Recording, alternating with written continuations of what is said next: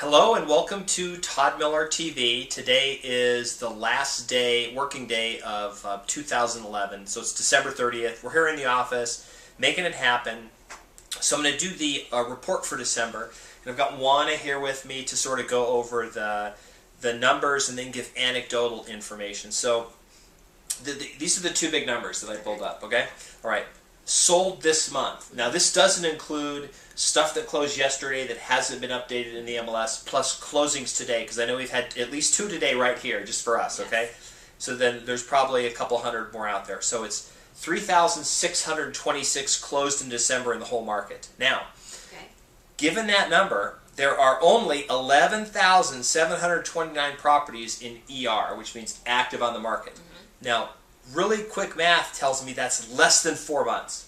That's about 3.5 months of inventory. So when there's that little inventory, normally what do you see happening? Like what happens when there's that little inventory and you, like, say, get a new listing? Actually, I forget new listings. I'm looking at my current listings. Okay. I have properties that have been on the market for well over 120 days that just got new life breathed into them this week. That I have multiple offers on that I didn't have any game on before. Okay. So what I'm seeing is that some of the dogs all of a sudden look a lot better.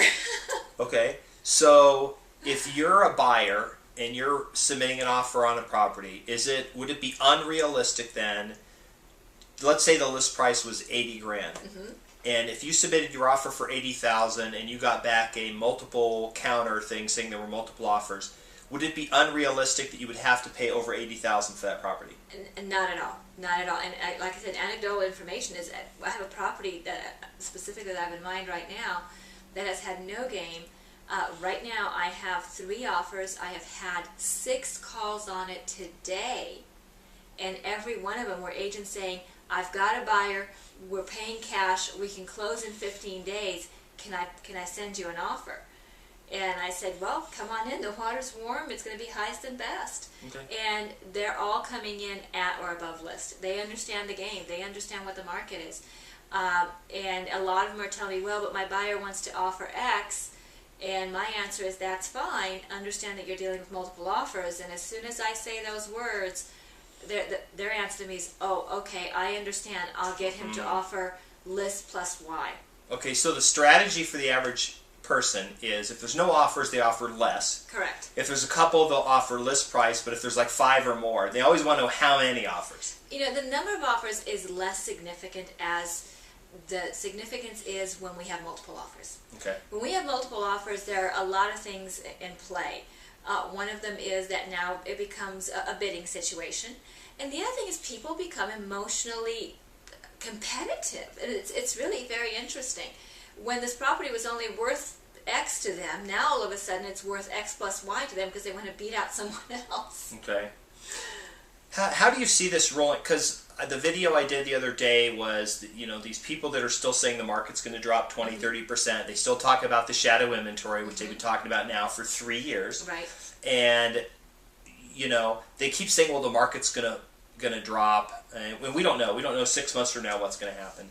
All other things being equal, what's sort of your prognosis for, because you do get a lot of REO listings every day, so what's your prognosis for moving forward into the new year, and what would you tell a consumer out there that was going to buy something? How would they deal with this information?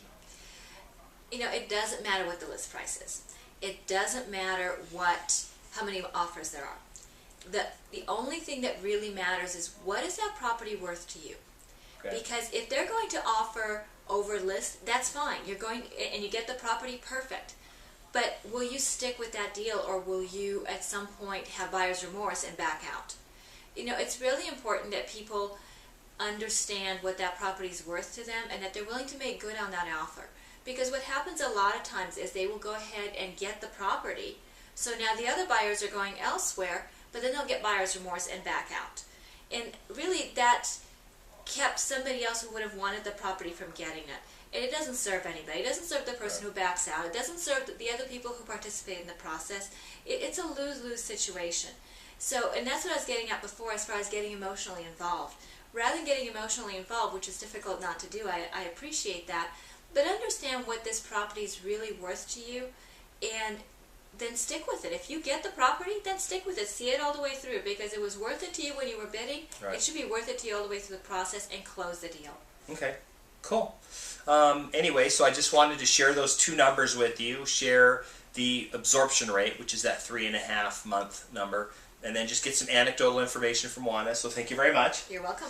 That is the update for December. I will do an update next week probably for like the whole year, and I'll go over all the numbers, which I have a good idea of what they're going to look like because I've been doing these every month. But you'll get an update for the whole year, and then sort of my prediction for what's going to happen in 2012 here in the Las Vegas real estate market.